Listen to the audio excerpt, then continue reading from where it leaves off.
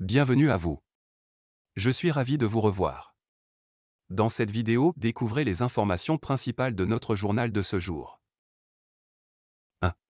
Affaire Caméo Shell, l'appel du gouvernement aux populations. 2. Patrice Talon chez le capitaine Traoré. 3.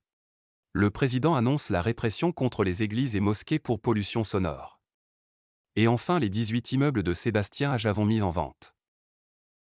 L'affaire Caméo Shell est actuellement au cœur de l'actualité au Bénin. Le gouvernement a pris ses responsabilités en la matière et a confié le dossier à la Cour de répression des infractions économiques et du terrorisme, CRIET, qui a déjà incarcéré 2 personnes. Le porte-parole du gouvernement, Wilfried Léandre Oungbedji, a souligné que le gouvernement a organisé le procès ICC Service pour que les citoyens apprennent de la mésaventure des victimes de cette escroquerie et a appelé les citoyens à ne pas être amnésiques et à être vigilants face aux offres de gains mirobolants qui peuvent être dangereuses. Il a également souligné l'importance de la sensibilisation pour aider les gens à comprendre les risques associés à ces offres. Il est intéressant de noter que cette visite de travail de quelques heures du président béninois à Ouagadougou est la première depuis le coup d'État du 30 septembre 2022 au Burkina Faso. La coopération bilatérale entre les deux pays est importante, notamment en matière de sécurité, compte tenu de l'activisme accru des groupes armés djihadistes dans la région. Le Bénin avait déjà signé un accord militaire avec le Togo en juin 2022 dans le cadre de la lutte contre le terrorisme, et il est possible que le pays cherche à renforcer ses partenariats dans la région pour mieux faire face à la menace.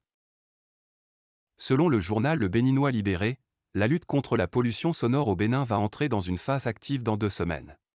Le président Patrice Talon a rencontré les responsables religieux du pays pour discuter des nouvelles mesures à prendre pour éviter la pollution sonore, et les églises et les mosquées devront cesser d'utiliser les cloches et les cris des muezzins. Les amplificateurs de son et les microphones utilisés par les églises évangéliques, célestes, protestantes et chérubins ne pourront plus être utilisés à des heures indues, sous peine de sanctions des forces de l'ordre.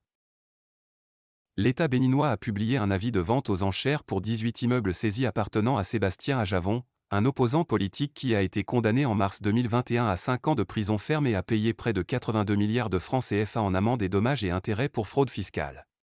La vente aura lieu le 14 mars 2023 et le prix initial fixé pour les immeubles est d'environ 19 milliards de francs CFA. À Javon, qui a obtenu le statut de réfugié politique en France depuis avril 2019, a été surnommé « le roi du poulet » pour sa fortune dans l'industrie agroalimentaire. Merci d'avoir suivi cette vidéo, j'espère qu'elle vous a plu. N'oubliez pas de vous abonner et d'activer la cloche de notification pour ne plus rater aucune de nos vidéos.